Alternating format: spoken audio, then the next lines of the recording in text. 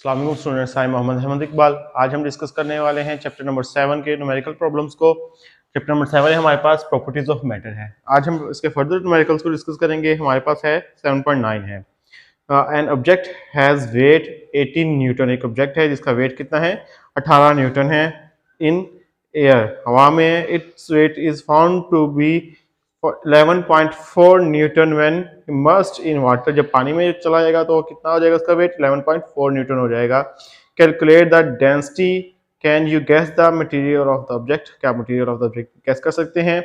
हमारे पास इसकी density calculate करेंगे सबसे पहले, फिर इसको हम क्या करेंगे, मटेरियल को गैस करेंगे क्या कौन सा मटेरियल है।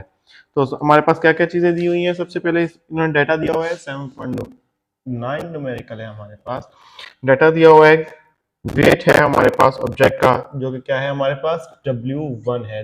दो वेट्स दिए हुए हैं, जब हवा में था तो 80 न्यूटन था और जब पानी में चला गया तो W2 हो गया, क्या कितना हो गया, 11.4 न्यूटन हो गया। यानी कितना डिफरेंस आ गया इसमें। And when immersed in water, आगे कैलकुलेट हमने क्या करना है, इसकी डेंसिटी को कैलकुलेट करना है इस ऑब्जेक्ट की। और साथ साथ हमने क्या बताना है कि मटेरियल बताना है कि कौन सा मटेरियल यहाँ पे मौजूद है। तो इसके लिए हमारे पास क्या है, फार्मूला है, सिंपल सा फार्मूला हमारे पास मौजूद है इसका। D इज इक्वल टू किसके इक्वल है हमारे पास, D is equal to W1 over W1 minus W2 आ गया। तो ये इस तरह हम क्या कर सकते हैं, कैलकुलेट कर सकते हैं। W1 हमारे पास ये है और W2 क्या है, ये वाला है। तो हम इसकी वैल्यूज को पुट करते हैं। तो D इज इक्वल टू 18, ये क्या आ जाएगा 18, W1 18 था 18 न्यूटन और W2 कितना था 11.4 न्यूटन है हमारे पास। तो D की वैल्यू हमारे पास कितनी आ जाएगी, डेंसिटी की हमारे पास यहाँ पे आ जाएगी। कैलकुलेट करने के बाद साथ इसके साथ क्या करेंगे, रो जो डेंसिटी है उसको भी हम क्या करेंगे, मल्टीप्लाई करेंगे। तो इसके साथ क्या आ जाएगी हमारे पास, हमने डी फाइंड करनी है, हमारे पास किसकी वैल्यू आ जाएगी,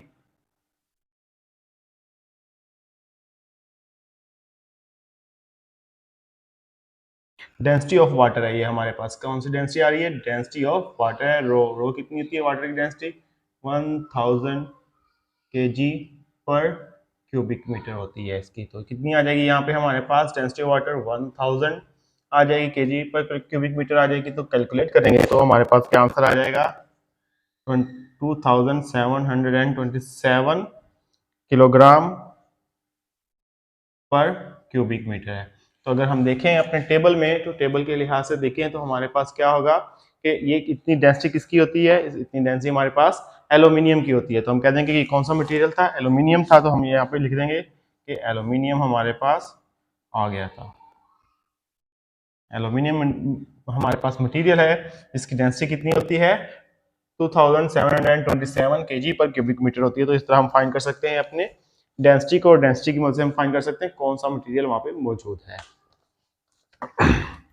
नेक्स्ट न्यूमेरिकल है हमारे पास 7.10 के a solid block of wood of density, कितनी है इसकी डेंसिटी, 0.6 ग्राम पर सेंटीमीटर क्यूब है हमारे इसके पास। और उसके अलावा क्या दिया हुआ है, वेट्स कितना है इसका, 3.606 न्यूटन है इन एयर। इसमें determine the volume of the block. सबसे पहले हमने क्या फाइंड करना है, इसका वॉल्यूम करना है find. And the volume of the block immersed when placed freely in liquid.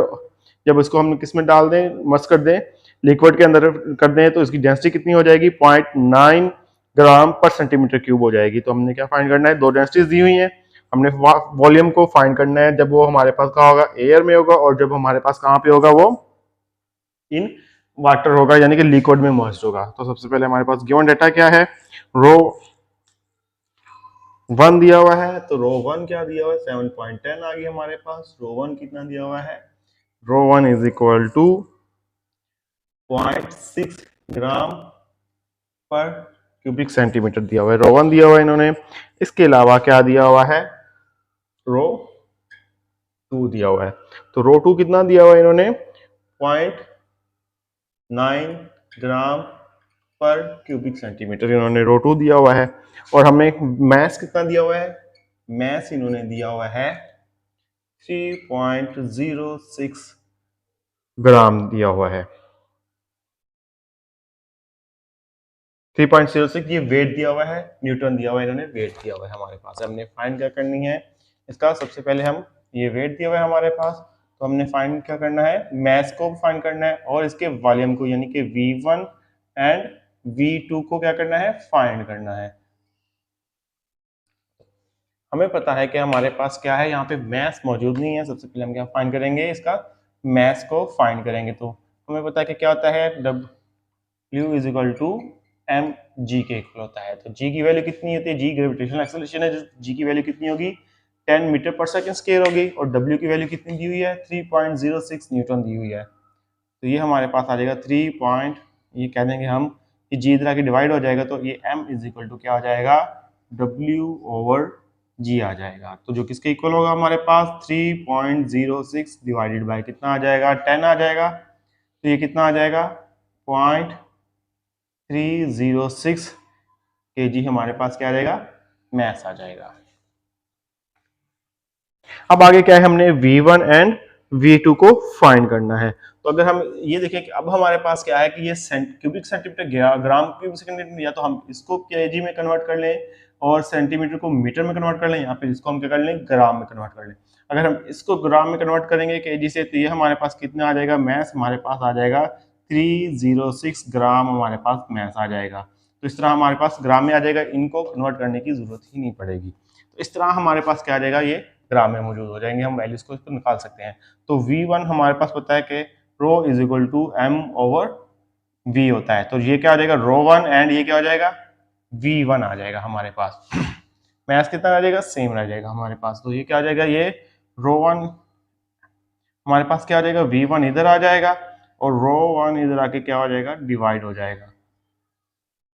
तो मास कितना था, 306 ग्राम था हमारे पास और रो1 कितनी दी हुई है, रो1 दी हुई है 0.6 ग्राम पर सेंटीमीटर क्यूब दी हुई है। तो इसको फाइंड करेंगे तो V1 की वैल्यू हमारे पास आ जाएगी। तो जो कैलकुलेट करने के बाद इसको हमने फाइंड किया है वो कितनी आ जाएगी, 510.4 क्यूबिक सेंटीमीटर हमारे पास क्या आ जाएगी, V1 आ जाएगी।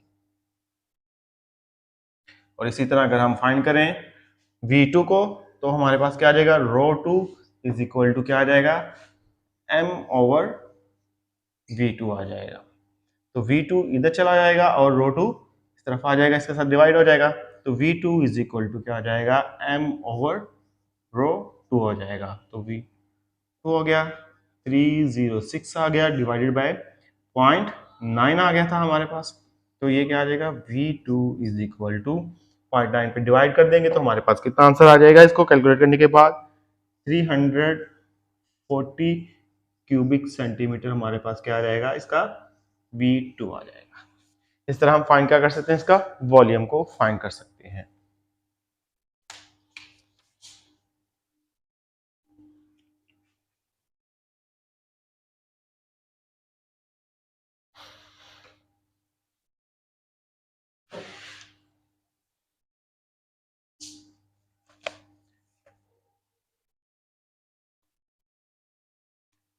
नेक्स्ट क्वेश्चन है हमारे पास 7.11।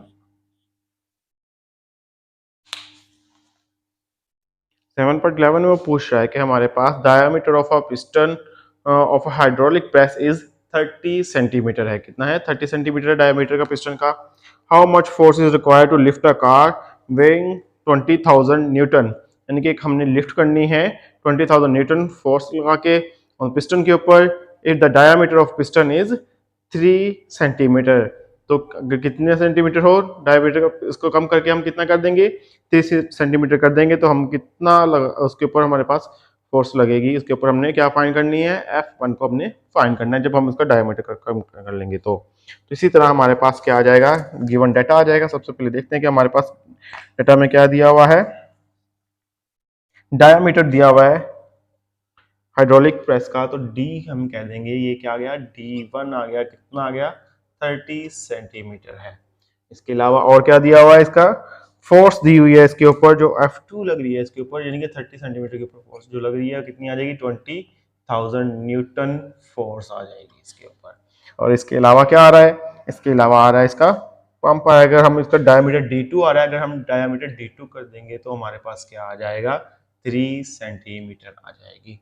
अब देखें कि हमारे पास डायामीटर है, तो हम यहाँ से क्या फाइंड कर सकते हैं, इसका रेडियस फाइंड कर सकते हैं। कैसे कि हमारे पास सबसे पहले एरिया फाइंड करना होगा, तो हमारे पास फोर्स फाइंड करनी है तो एरिया फाइंड करना पड़ेगा हमें इसके लिए। तो अब हमारे पास क्या हो जाएगा कि ये एक डायामीटर दिया हुआ है, तो डायामीटर क्या आता है, 2 पॉइंट्स होते हैं, तो रेडियस इसका क्या होता है, हाफ होता है रेडियस। तो हम क्या कह देंगे, डायामीटर का रेडियस में कन्वर्ट करेंगे तो हमारे पास क्या आ जाएगा, R1 आ जाएगा। तो R1 कितना आ जाएगा, 30/2 सेंटीमीटर आ जाएगा। कितना आ जाएगा, 15 सेंटीमीटर आ जाएगा। और इसी तरह R2 आ गया हमारे पास, R2 कितना आ गया, 3/2 आ गया सेंटीमीटर हो गया। तो ये कितना आ गया, 1.5 सेंटीमीटर आ गया। अब इसको मीटर में कन्वर्ट करेंगे तो ये हमारे पास कितना आ जाएगा, ये हमारे पास सेंटीमीटर को मीटर में कन्वर्ट करेंगे तो कितना आ जाएगा, 0.15 मीटर आ जाएगा।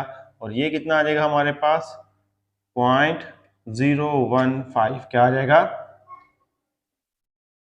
मीटर आ जाएगा। तो इस तरह हम क्या फाइंड कर सकते हैं, इसका रेडियस फाइंड कर सकते हैं। अब हमारे पास फार्मूला क्या लग रहा है इसमें, हमारे पास सिंपल सा फार्मूला है, F1 ओवर क्या आ जाएगा, A1, ये क्या आ जाएगा, F2 ओवर A2 आ जाएगा। एरिया का जो फार्मूला है, हमें मालूम है कि एरिया का फार्मूला किसके इक्वल होता है, पाई आर स्क्वायर के इक्वल होता है। एरिया किसके इक्वल होता है, pi r, given that area is equal to pi r square आ जाएगा। तो जब A1 होगा तो R1 आ जाएगा, और A2 होगा तो क्या हो जाएगा, R2 हो जाएगा। तो इस तरह हम क्या कर सकते हैं, ये F1 ये A इधर जाके क्या हो जाएगा, मल्टीप्लाई हो जाएगा। तो इस तरह हम क्या कर सकते हैं, F1 को फाइंड कर सकते हैं, F2 ओवर A2 हो गया, मल्टीप्लाई बाय क्या आ गया, A1 आ गया। अब ये क्या आ गया, F1 आ गया हमारे पास। तो F1 हमारे पास क्या था, F2, हम इनकी वैल्यूज को पुट करते हैं तो वैल्यू कितनी थी, 20,000 न्यूटन इसकी वैल्यू थी F2 की। और A2 क्या आ गया हमारे पास, पाई R2 था हमारे पास, R2 का स्क्वायर मल्टीप्लाई बाय क्या आ गया, पाई R1 का स्क्वायर आ गया। अब मजीद हम इसको करते हैं एक्सप्लेन। हमारे पास क्या आ गया, 20,000 न्यूटन फोर्स आ गई है, पाई पाई से कैंसिल हो जाएगा यहाँ पे। तो ये क्या आ जाएगा, R1 का स्क्वायर एंड R2 का स्क्वायर हमारे पास बचा। तो R1 हमने क्या फाइंड किया था, 0.15 का स्क्वायर आ गया, सॉरी 0.015 होगा। ये R2 है हमारे पास, तो R2 ही हमारे पास आ जाएगा। मल्टीप्लाई करेंगे हम तो कितना आ जाएगा, 0.15 का स्क्वायर आ जाएगा। तो ये हम इस तरह हम क्या कर सकते हैं, F1 आएगा तो हमारे पास कितनी फोर्स आ जाएगी यहाँ पे गिवन, हमारे पास 200 न्यूटन। हम कह देंगे कि यहाँ पे हमारे पास फोर्स आ रही है। इसको कैलकुलेट करने के बाद हम 200 फोर्स न्यूटन फोर्स फाइंड कर सकते हैं। अगर हमारे पास डायमीटर दिए हों तो हम उससे पे क्या फाइंड करेंगे, रेडियस को फाइंड करेंगे। रेडियस से क्या फाइंड करेंगे, हम एरिया को।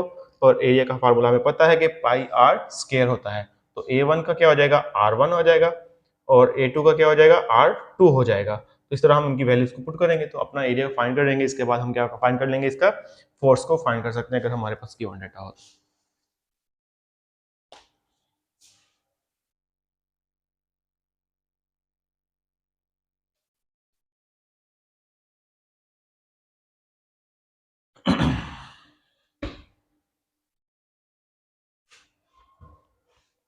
नेक्स्ट क्वेश्चन है 7.12 है हमारे पास, न्यूमेरिकल नंबर 7.12 12th न्यूमेरिकल है, लास्ट है ये हमारे इस चैप्टर का। A steel wire of cross sectional area, एक स्टील वायर है जिसका क्रॉस सेक्शनल एरिया कितना है, 2 × 10⁻⁻5 मीटर स्क्वायर है। ठीक है, एरिया हमें दिया हुआ है।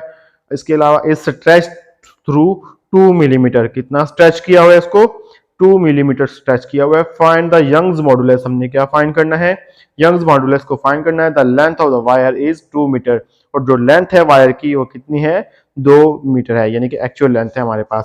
तो सबसे पहले हम देखते हैं कि हमारे पास क्या दिया हुआ है, एरिया दिया हुआ है, और साथ क्या दिया हुआ है, इन्होंने चेंज इन लेंथ दी हुई है, और साथ हमारे पास फोर्स दी हुई है जो हमारे पास, इसको हमने फाइंड करनी है। तो हम देखते हैं, सबसे पहले लिखते हैं फोर्स को, कि फोर्स कितनी दी हुई है, इन्होंने फोर्स दी हुई है 4000 न्यूटन जो लगाई है, जिसकी वजह से वो कितना हो गया है, क्या हो गया है, स्ट्रेच्ड हो गया है। इसके अलावा इन्होंने क्या दिया हुआ है, लेंथ दी हुई है, कितनी लेंथ दी हुई है, जो स्ट्रेच इन्होंने एरिया कितनी लेंथ पे दी हुई है इन्होंने, 2 मीटर हमारे पास जो स्ट्रेच लेंथ है कितनी दी हुई है, 2 मीटर इन्होंने दी हुई है, 2 मिलीमीटर दी हुई है। ठीक हो गया। एक्चुअल लेंथ क्या है, 2 मीटर है। आगे क्या है हमारे पास, स्ट्रेच्ड लेंथ जो है वो कितनी आ गई है, स्ट्रेच्ड लेंथ 2 मिलीमीटर है, 2 मिलीमीटर है। अब ये क्या आ गया हमारे पास, अब हमारे पास क्या आ गया है, जिसके अब हमारे पास आ गया है इसके अलावा और इन्होंने क्या दिया हुआ है, एरिया दिया हुआ है। तो एरिया कितना दिया हुआ है, एरिया 2 मल्टीप्लाई बाय 10 की पावर माइनस 3 दी हुई है। तो अब ये क्या आ जाएगा हमारे पास, मीटर स्क्वायर आ जाएगा साथ। तो ये हमारे पास एरिया दिया हुआ है, तो इसका फार्मूला हमारे पास क्या है यंग मॉडुलस का, y is equal to F, साथ क्या आ जाएगा, एल नॉट है हमारे पास, एल नॉट हमारे पास ओरिजिनल लेंथ होती है हमारे पास। तो ये कितनी दी हुई है, 2 मीटर दी हुई है, और साथ क्या दिया हुआ है, area and change in length दी है, जो जितना चेंज आ रहा है लेंथ में। तो अब हम इसको क्या करेंगे, ये हमारे पास क्या आ गया है, 2 मल्टीप्लाई बाय इनकी पावर माइनस 3 मीटर है। तो ये हमारे पास क्या एक्चुअल चेंज इन लेंथ है, यानी कि जितनी वो स्ट्रेच हुई थी वायर वो हमारे पास मौजूद है। तो ये हमारे पास क्या आ जाएगा, डेल एल आ जाएगा। तो इन वैल्यूज को हम क्या करेंगे, इसमें पुट करेंगे, तो हमारा क्या आ जाएगा, आंसर आ जाएगा यंग मॉडुलस का। तो ये कितना आ गया हमारे पास, 4000 आ गया, मल्टीप्लाई बाय एल कितना आ गया था, 2 मीटर था, डिवाइडेड बाय एरिया कितना आ गया, 2 multiply 10 to the power minus 3 आ गया है।